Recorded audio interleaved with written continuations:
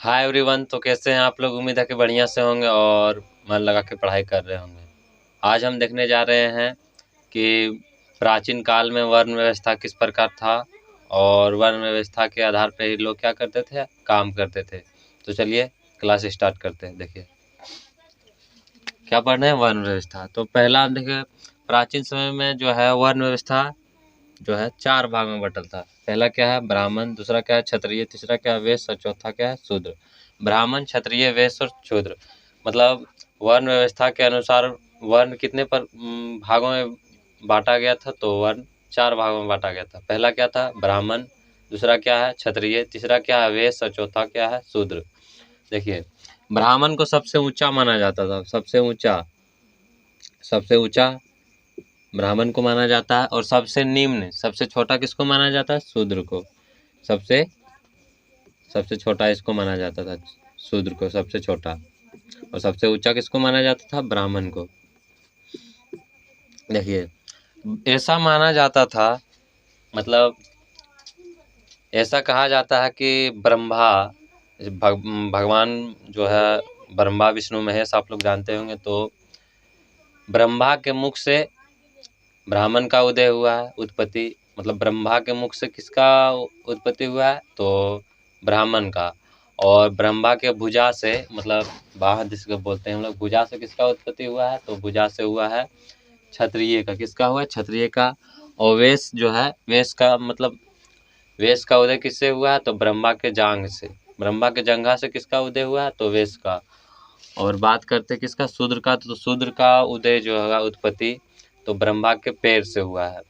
मतलब ऐसा माना गया है, सिर्फ मतलब कहा जाता है, हिंदू समाज में कहा जाता है और पहले भी कहा जाता था कि ब्रह्मा के मुख से ब्राह्मण का उदय हुआ और ब्रह्मा के भुजा से क्षत्रिय का उदय उत्पत्ति हुआ और ब्रह्मा के जंघा से शुद्ध मतलब वेश का। और ब्रह्मा के क्या, पैर से किसका उदय हुआ है, तो पैर से शूद्र का उदय हुआ है। सॉरी, शूद्र का, हाँ। और शूद्र को सबसे निम्न माना जाता है और ब्राह्मण जो है इसको सबसे ऊंचा माना गया है। सबसे ऊंचा माना गया वर्ण व्यवस्था में, सबसे ऊंचा किसको माना गया है, तो ब्राह्मण को। क्यों? क्योंकि ऐसा कहा जाता है कि भगवान ब्रह्मा जो है, इसके मुख से किसका उदय हुआ है, तो ब्राह्मण का, इसलिए इसको सबसे ऊंचा माना जाता है। और सबसे नीचा किसको माना गया है, तो शूद्र को माना। क्यों? क्योंकि ब्रह्मा के पैर से इसका उत्पत्ति हुआ, इसलिए। और क्षत्रिय किससे हुआ है, तो क्षत्रिय इसके भुजा से। और वैश्य किससे हुआ, तो वैश्य जो है ब्रह्मा के जंघा से उत्पत्ति हुए हैं। चलिए देखते हैं इसका काम। ब्रह्मा का मतलब ब्राह्मण का काम क्या है, तो ब्राह्मण का काम क्या था बताइए। सोचिए, सुनने में किस तरह लग रहा है ब्राह्मण। तो ब्राह्मण का काम क्या था, यज्ञ करवाना, यज्ञ करना, दान देना और दान लेना। ये सब किसका काम था, तो इसका काम था किसका, ब्राह्मण का। मतलब दान हम लोग किसको देते हैं, दान हम लोग अधिकतर देखते हैं, आज आप मतलब अभी भी हम लोग दान देते हैं, तो किसको देते हैं, ब्राह्मण को देते हैं। तो ब्राह्मण का काम क्या था, दान दक्षिणा लेना और यज्ञ करवाना। यज्ञ जैसे कोई पूजा पाठ होता है तो पंडित जी आते हैं, तो वो क्या है, ब्राह्मण है। तो ब्राह्मण का काम क्या था, तो यज्ञ करवाना और दान दक्षिणा लेना। ये किसका काम था, तो मतलब ब्राह्मण का काम था। दूसरा क्या, क्षत्रिय। क्षत्रिय किसको बोलते हैं, मतलब जो युद्ध करता है। क्षत्रिय किसको कहेंगे, जो युद्ध करता है, अपने साम्राज्य का रक्षा करता है, अपने नागरिक का रक्षा करता है, उसको क्या कहते हैं, क्षत्रिय कहते हैं। योद्धा, एक प्रकार के हम कह सकते हैं योद्धा। मतलब इसका काम क्या था क्षत्रिय का, तो क्षत्रिय का काम क्या था, युद्ध करना, अपने नागरिक का सेवा करना और नगर के सभी लोगों का क्या करना, रक्षा करना, सुरक्षा प्रदान करना नगर को। ये सब किसका काम था, तो क्षत्रिय का काम। सुनने में किस तरह, क्षत्रिय मतलब योद्धा होता है, तो इसका काम क्या होगा, सबका मतलब रक्षा करना।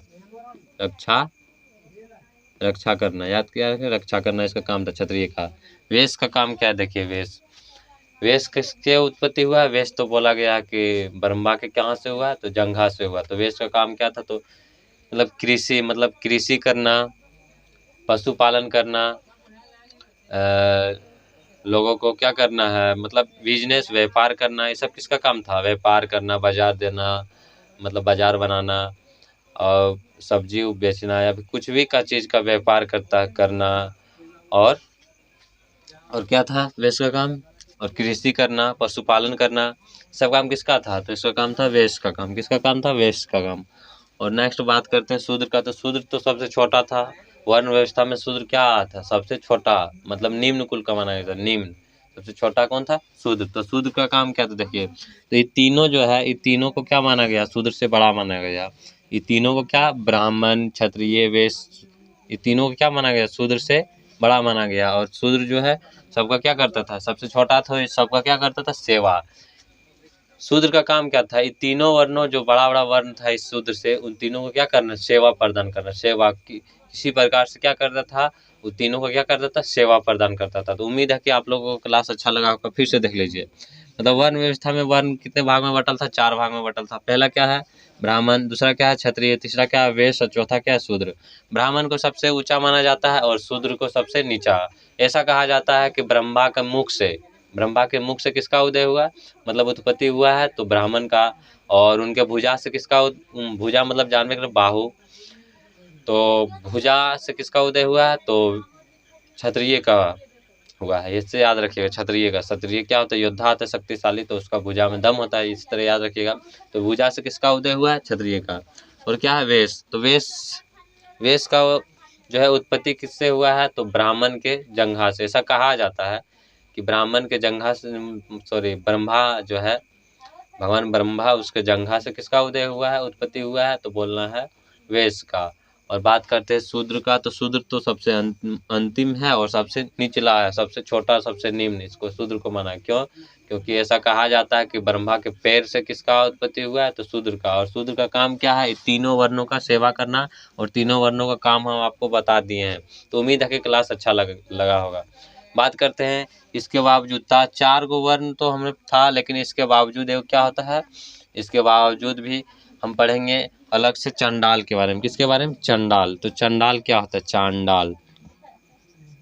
चांडाल।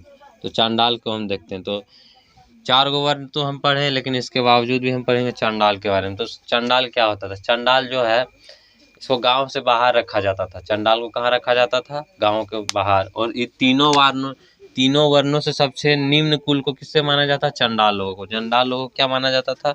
इस चारों वर्णों से क्या माना जाता था? शूद्र से भी क्या नीचा माना जाता है? किसको? चंडाल को। और चंडाल को गांव में नहीं रखा जाता था। इसका काम क्या था चंडाल का? तो चंडाल का काम ये था कि मरे हुए पशु है, इसको फेंकना। मरा हुआ शरीर है व्यक्ति का, तो उसका क्या करना? जलाना। और क्या करना? मतलब फेंके हुए बर्तन का उपयोग करना। फेंके हुए बर्तन में ये लोग क्या करता था? खाना खाता था।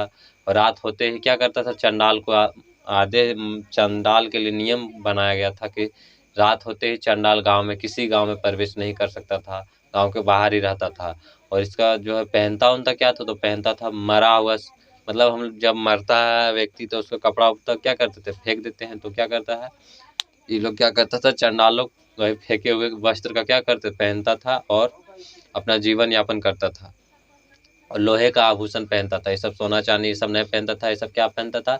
लोहे के आभूषण। तो उम्मीद है कि आपको चंडाल के बारे में भी अच्छा समझ गए होंगे।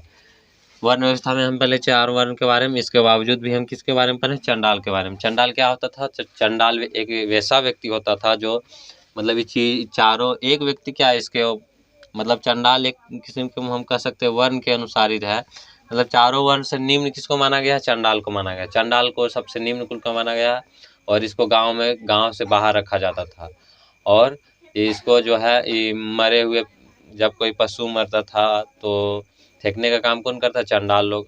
जब कोई व्यक्ति मरता था तो उसका मृत शरीर को जलाना, उसको छू छा करना सब कौन करता था? तो चंडाल लोग करता था। और फेंके हुए बर्तन का उपयोग, फेंके हुए बर्तन में खाना कौन खाता था? चंडाल लोग खाता था। और रात होते ही चंडाल लोग को गांव में प्रवेश नहीं किया जाने का अनुमति था। और ये लोग आभूषण में क्या पहनते थे? तो आभूषण में लोहे के बने आभूषण पहनते थे। सोना चांदी ये सब धातु का आभूषण नहीं पहनते थे। तो उम्मीद है कि आप लोगों का क्लास मस्त लगा होगा और अच्छा लगा होगा। चलिए मिलते हैं नेक्स्ट क्लास में।